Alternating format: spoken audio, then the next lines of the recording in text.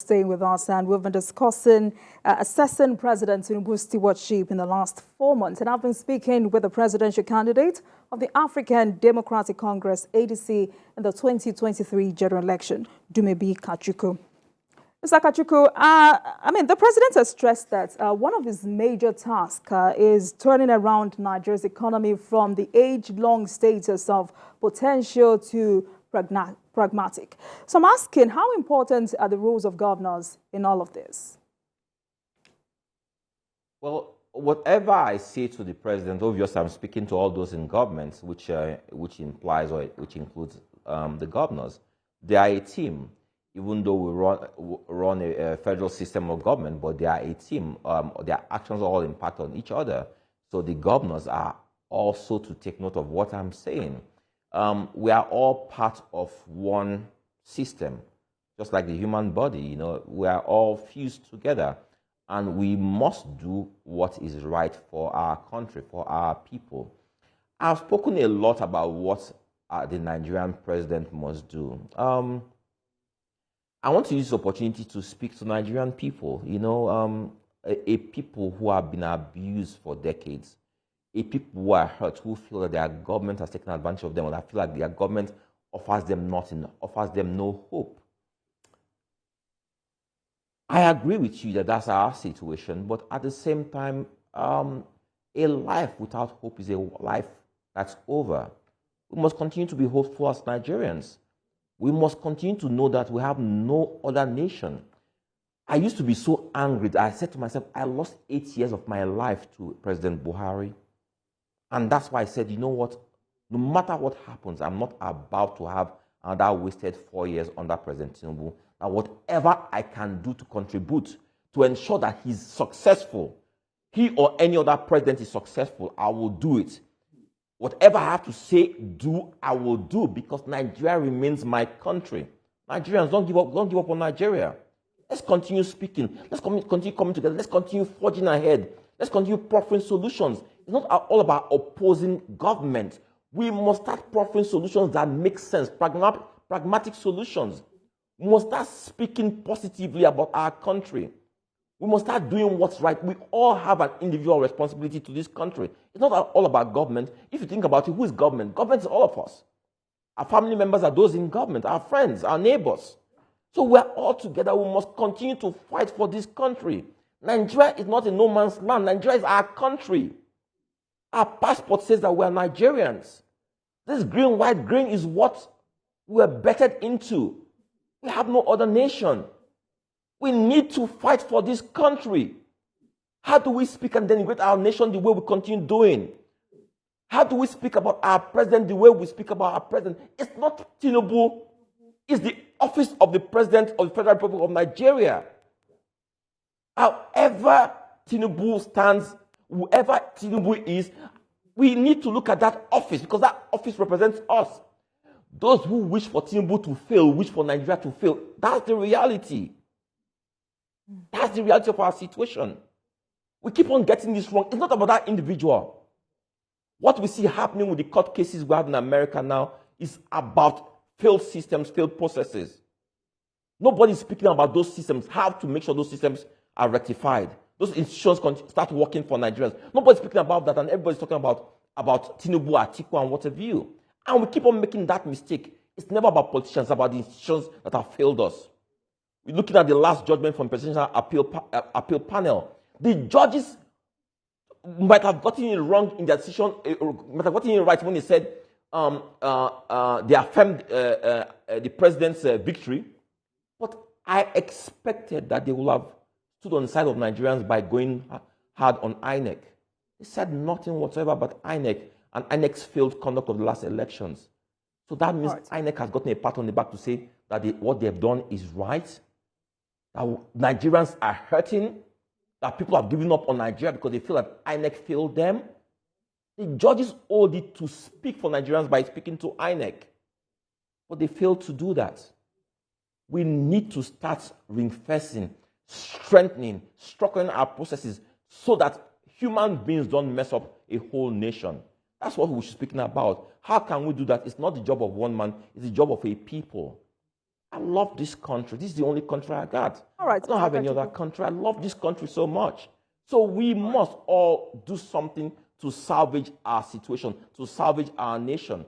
And that means working together as Nigerians, working hand in hand with the president and his team, everybody coming together to make sure that Nigeria works for good. All right. So the president has stepped up economic diplomacy to bring in foreign investors to boost this economy. How do you think economic diplomacy by the president will help the economy? Let me ask you this question, right?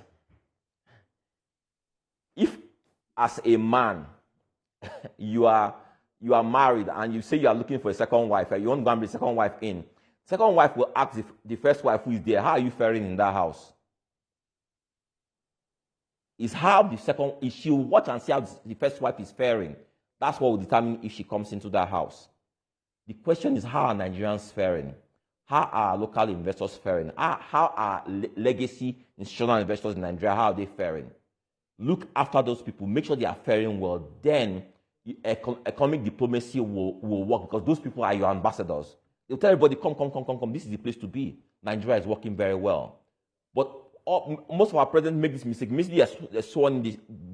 They start embarking on foreign trips, saying they are bringing in investors. But those investors are asking people in Nigeria, what's going on there? They tell them they're kidnapping us here. A young lady died one chance the other day. I had a court case and the judge was bribed and I lost all my investments. They're saying this, they're saying that. You think people will come? Hell no, nobody's going to come. Nobody's going to come. So let's make sure Nigeria is working, first of all. Make Nigeria work, then people will come. People are looking for where to go and invest. People want returns on their investment. So people go looking for which country is working. Let's make Nigeria work and people will come and invest here. That's what we need to do. All right, so still on this, the president has promised to remove all bottlenecks impeding investment, and he has also promised a conducive environment for these investors. What stringent policies do you think should be in place for him to achieve this? First and foremost, in Nigeria, one of the greatest bottlenecks to investing in Nigeria is that the absence of rule of law in Nigeria. Let me speak about my case, for example. I have a real estate company, I have a construction company.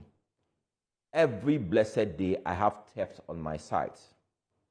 I report to the police, and the police are unable to do anything to help me. As a businessman, as an investor, what does that do for me? I understand that there's no rule of law here. I understand that anything can happen to me, my business, my investment, and that's it. Any country that works must have rule of law operating.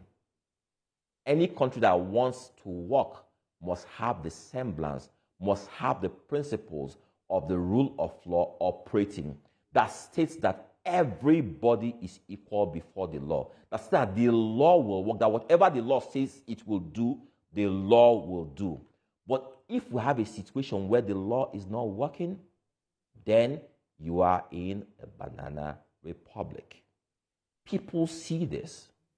People see this. People are seeing what's happening all over Nigeria. You have people who have invested in farms, and then you have some people come in and take over their farms, and we keep quiet, and nobody wants to say anything, like what happened with the Buhari administration, and where he lets his kin and kin rampage the whole country, destroying the farmlands of people and what have you, and everybody kept quiet. People see all these things. How are people going to take you serious? Now we're saying that, talking about food security, when we know for 8 years our former president destroyed everything leading to food security, and we do nothing about that. Come on, we need to start telling ourselves the truth. We need to do what's right by Nigeria. We all know what the problem is, but we don't want to take the hard decisions. We need to take those decisions so that Nigeria will work. But if we continue playing this ostrich game, we are just going to be in this bubble. We're still going to be looking at ourselves.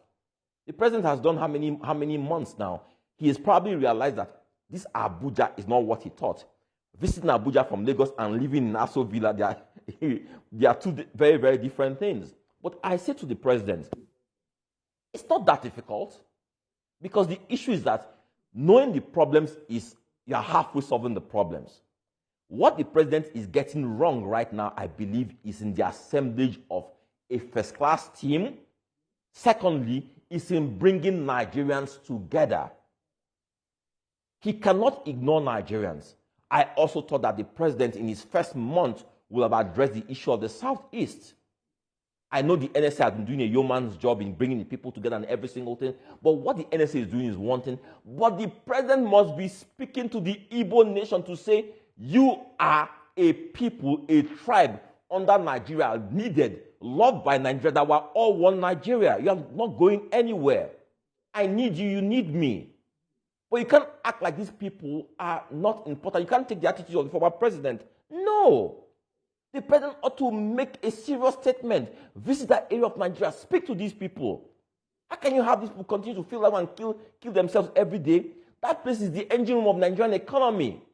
The production nerve center of Nigerian economy. And we ignore them, say, let them kill themselves. It's good for them. Let them kill themselves. They kill themselves, they kill your economy. The president ought to speak to this. You can't let those people go the way they are going. All right, so let's talk about the Nigerian currency, which is in steep decline. How can the government address this free fall of the Naira? It's very simple. What are we using dollars for? Whatever we are using dollars for, we should make sure we don't use dollars for those things. So whatever it is we're spending dollars, if, for example, we're going to spend dollars on healthcare in Dubai, India, wherever, make sure your hospitals are working so you don't have to go and get dollars to go and spend there. If you're importing rice, make sure that rice is grown here at an affordable price so people don't import rice. If you're importing PMS, make sure that PMS, your refineries are working so you're not importing PMS. On the other hand, we must start exporting more so that people are giving us money, right? What are we exporting right now? Yahoo. Fraud. What are we exporting? The oil you're exporting has already been long sold. You get nothing out of that. What are you really exporting? That's what we have to look at now. Nigeria is a blessed nation. Multiple resources everywhere. Mineral resources, human resources. Can I ask a question? We watch Nigeria every day. We watch people from Benin Republic coming in here, from Ghana, from Niger coming in here. They are the artisans who are earning good pay here. Nigeria should be the engine room. We should be exporting human capital to the rest of Africa. Can you export a people who have no talent, who are not trained? No. What are our polytechnics doing? What are we doing? Let's give these people good skill sets and put them out there. They earn dollars, they bring money back to Nigeria. What are we doing? What are we exporting? When our leaders start understanding that the greatest resource of Nigeria is the Nigerian people, they will start thinking differently. As long as they keep on sharing money at the end of every month, they will not think that Nigerian people are the greatest asset of Nigeria. But tell you what, look at nations like India, look at America, look at the UK, look at the rest of Europe, look at what they are doing. They understand that their people are their greatest assets. They invest in their people.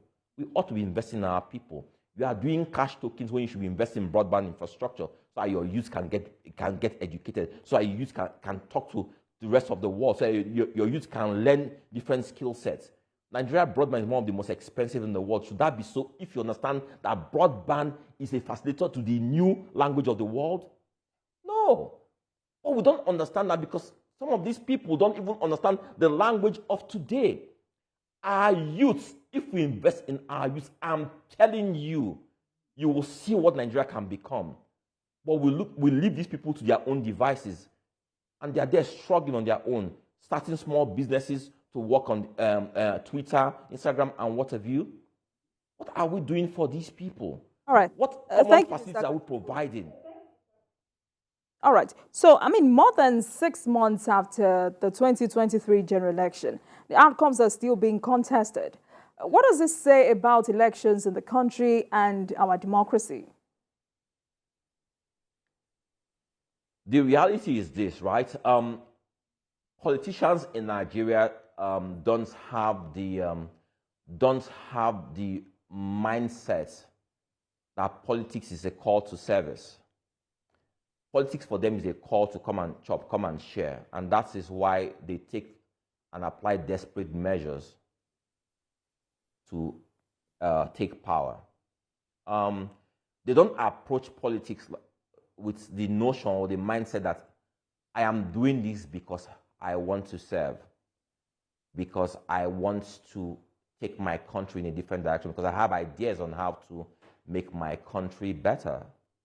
They don't have that mindset. Everybody has this approach of, it's my turn, their turn, our turn. Let me get in there and take up myself and insulate myself against the harsh realities of Nigeria. So because of that, we continue to have this approach. That is why for elections, our elections are just a one-part process of our democracy. The courts are the real elections in Nigeria. The courts always decide all the elections in Nigeria, and that's a shame. That's a travesty.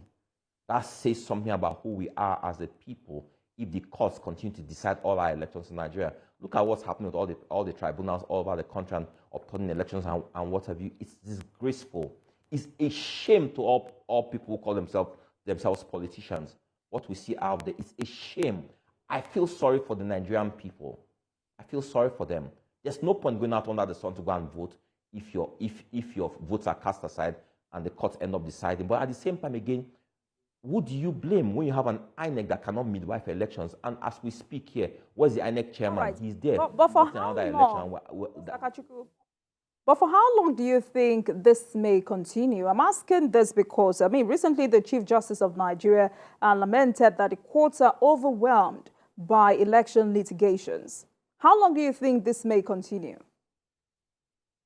I'll tell you, if you want this to stop today, let me tell you what needs to happen, right?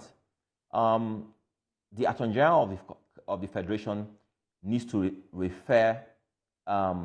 needs to put a panel to investigate the INEC chairman and then prosecute him. And then you will see what happens when a party, a government that benefited from a mediocre INEC takes actions against that INEC.